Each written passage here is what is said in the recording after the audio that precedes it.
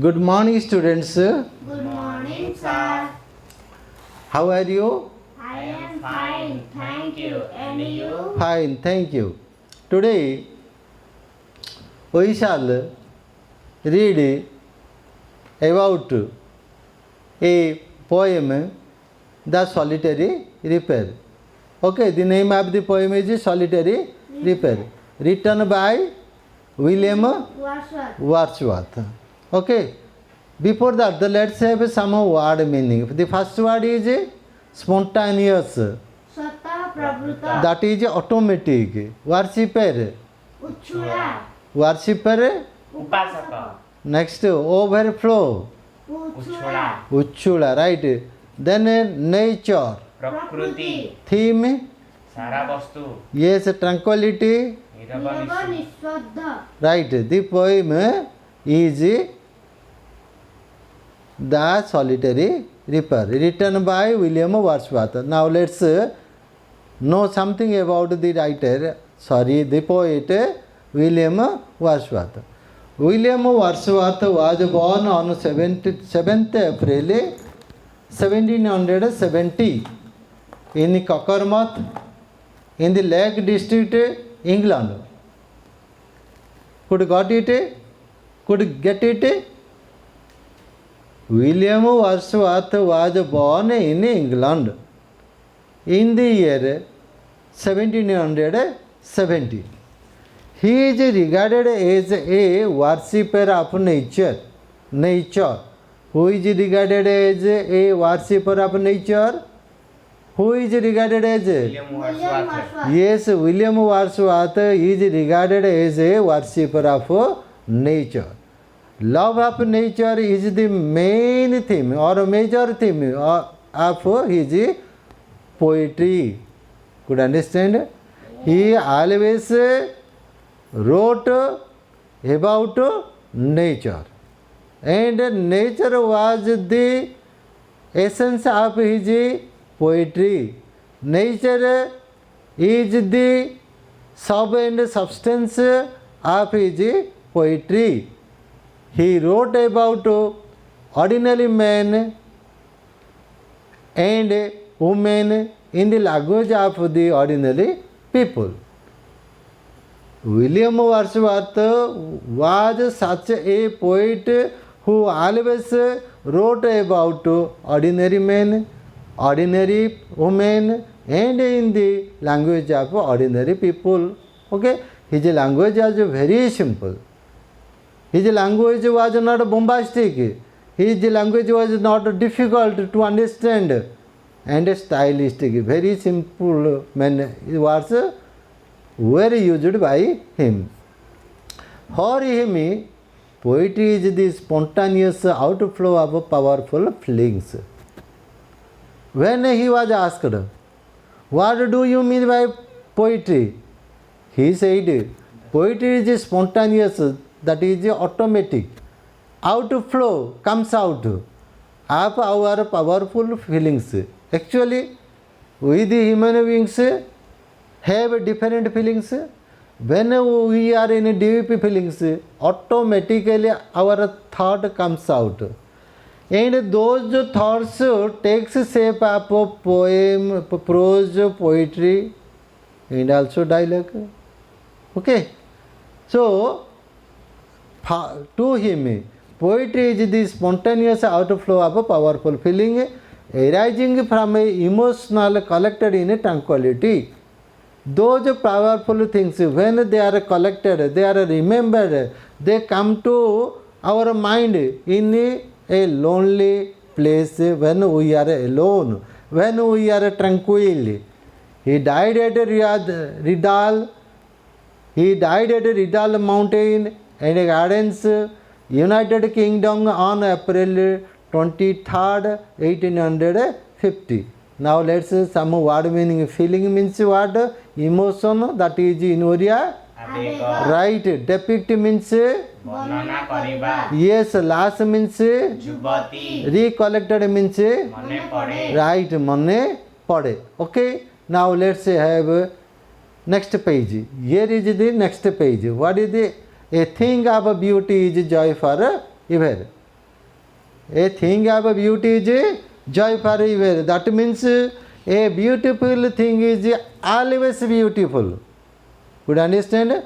A beautiful thing is always beautiful and always be appreciated and always be appraised. So it is said a thing of beauty is joy for ever, and its Oriya meaning is Sundar ତୃପ୍ତିର ଅବସାଦନ right. Sundara Truptir Avasadana. Scanning means Ramaniya. Melody means Sur Chankar. Pictures means Chhabila hunting. ବାରମ୍ବାର ଆସିବା Sutu. ଶାନ୍ତି ଦେବା Right. A thing of beauty is joy forever. I have already told you its meaning. That means a beautiful thing is always beautiful. The scanning view of a picture sight pleases our eyes. If you see a beautiful sight, if you see a beautiful scenery, it will give you much pleasure. It will give you pleasure to your eyes and to your mind whenever you see a beautiful sight or a beautiful scenery. So the haunting melody of a cuckoo soothes our south. When a cuckoo sings, cuckoo is a bird like a koili in Indian cultural culture. Cuckoo, it is a bird, singing bird. Cuckoo is a singing bird, and his melody or singing is very pleasant. Whenever a cuckoo sings or a koil sings, it gives us much pleasure, much happiness, much amusement to our soul. Could understand? Who gives much amusement? A cuckoo's melody, a cuckoo's song, a cuckoo's singing gives us a melody. A soulful tone of a singer amuses our heart. Even a singer sings a good, beautiful song, and that sweet note gives us much pleasure, much happiness, and pleases our heart. So the moment we take leave of the sight or sound, when suppose we were listening to a song, suppose we are enjoying a beautiful sight and we have to take leave of it, we will feel bad. And that impression will last long in our mind. Could understand? It will remain in our mind. It will come to our mind again and again for a long time if it is beautiful one. Okay? They occur as recurringly. They come back again and again in flashback, like a flashback, like a lightning. It will come to your mind. We can hardly part with them. We can't forget them so easily. We can't forget them so easily. What we can't forget? We can't forget that melody or that song or that beautiful sight. The voice and the vision have a long lasting effect on us. That voice and vision or sight will remain in our mind for a long time. They continue to be perennial, that is permanent. Perennial means permanent. Memory with us. They never cease to be and they will not stop to come to our mind. So it is said that a thing of beauty is joy for ever. Have you ever experienced such a charming beauty and music? Yes, we have experienced a lot of beautiful songs and also beautiful sights. You must have. Yes, we have. Well, let's read the following poem to note how the music of a Scottish girl exercised. Here is a Scottish girl. The girl is from Scotland, so she is called a Scottish girl. Exercised an everlasting impact on the mind of the poet William Wordsworth. Once William Wordsworth heard a song from a Scottish girl who was cutting and reaping crops in the field, and the song was so impressive, so beautiful that it came to the poet's mind again and again for a long time. This is the main theme of the poem, The Solitary Repair. Now the poem begins like this. Yes, before that let's have some word dealing recurringly. Puni puni. Right, perennial. Chira. That is chira, wrongly written. Flashback. That is not jhalak, that is jhalak. Okay? That is Jhalak. jhalak. Last, Jubati. charming. Sita sa. Chitta, Karsaka. chitta karsaka. Behold. Dekha. Everlasting. चिरस्थायी Right, now the poem begins like this. Behold here. What did I say? Behold here. Behold here. Behold means see. Behold means see. See here, single in the field. The poet says, hey, look at here. Look at the girl.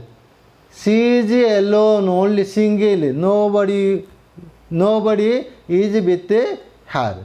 She is all alone in the field. Who is all alone in the field? A girl is. A young girl is all alone in the field. Who says it? Who says it?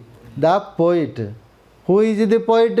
William Wordsworth. William Wordsworth says, hello guys, see the only single girl in the field, only girl in the field. Yon means yonder. This is the short, yon is the short form of yonder. Yonder is old use of old in its yonder was generally used in old days and its meaning is over there. Odia meaning is head setare. Yonder means head setare. So yonder solitary highland lass. That lass means I have told you a young girl. That young girl was from the highland of Scotland. So the poet says, hey guys, look at the single or all alone girl in the field, reaping and singing. What is the girl doing? reaping and singing The girl is reaping and singing by herself. As there was no one, she was singing herself. She was listening by herself. Could understand? She was the singer. She is the singer and she is the listener. Okay, because there was no one to listen to her song.